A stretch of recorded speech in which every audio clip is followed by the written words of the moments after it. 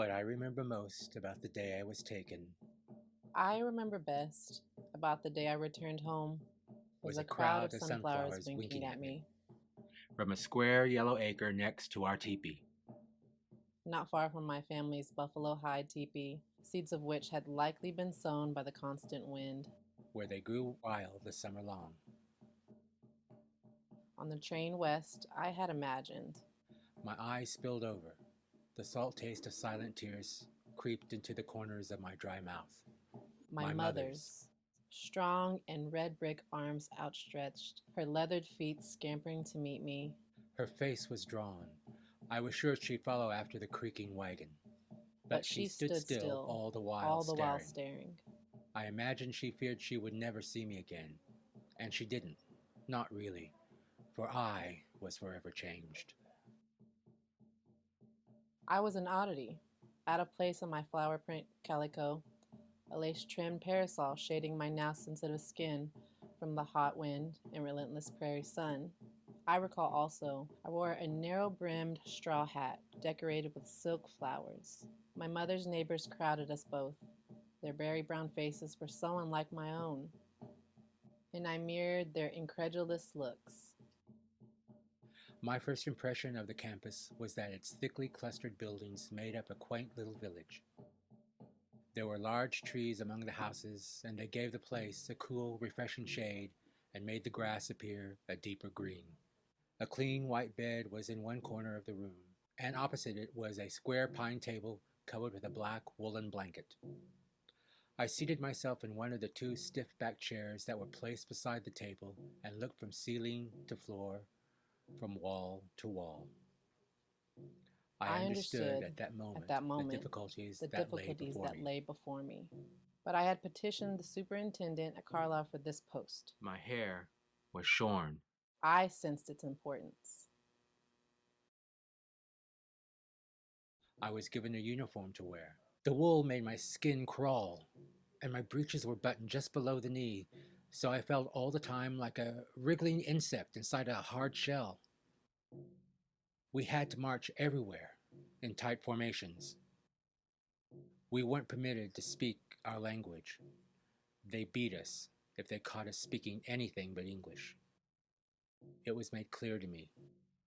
Yet I began also to comprehend that the large Large army army of of white white teachers in teachers Indian in Indian schools schools had had a a larger larger missionary missionary creed creed than than any of any us of could us have could have imagined imagined as as children. children. Though I suspect it was cheaper to give us their education than it would have been to continue to fight us. For a while my spirit laughed at my ill fortune, and I entertained the idea of exerting myself to make an improvement, to accept this new identity and allow it to shape a different future for myself. So many with whom I worked back east believed themselves to be Baptists.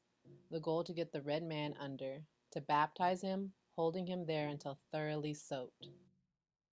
But as the months wore on, a leaden weakness came over me, and I felt as if years of weariness lay like water-soaked logs upon me.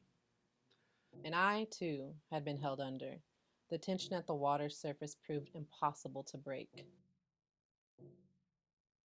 For the white man's papers, I had given up my faith, forgotten the healing in trees and brooks, and my own voice. I had even lost the words of my people, their voices. On account of my mother's simple view of life and my lack of any, I gave her up also. I I made made no no friends friends among the among the race race of of people people I I loathed. loathed. I I had had been been uprooted, uprooted, shorn of shorn my of my branches, branches, and and replanted in a replanted in a strange strange earth. earth. Yet there I stood, home again. Yet I broke through the surface, finally, no longer A a stranger. stranger to myself, but wholly Kiowa, Who will listen to an Indian teacher among Indians? What can I teach them? an Indian once again among Indians. What did the white man's school teach me? Many have passed idly through the Indian schools during the last decade. They boast of their charity to the North American Indian. But who among them has paused to ask whether an actualized life or long lasting death is disguised by this semblance of civilization? I learned that I am not a little white boy. I am not ashamed. Goiki ada. Perhaps that is my question to ask, and I will ask it over and over. It's true that at the white man's school, I acquired knowledge that the white teachers thought I needed. I learned useful skills that have helped me by and by. Heta goi dongya yan haigeda. Until their voices ring once again in my ears, until we're allowed Words. I have their words forever with me.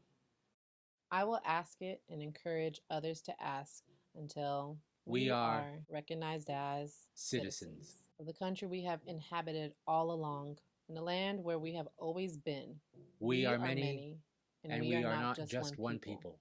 But As citizens, we might share one voice. one voice.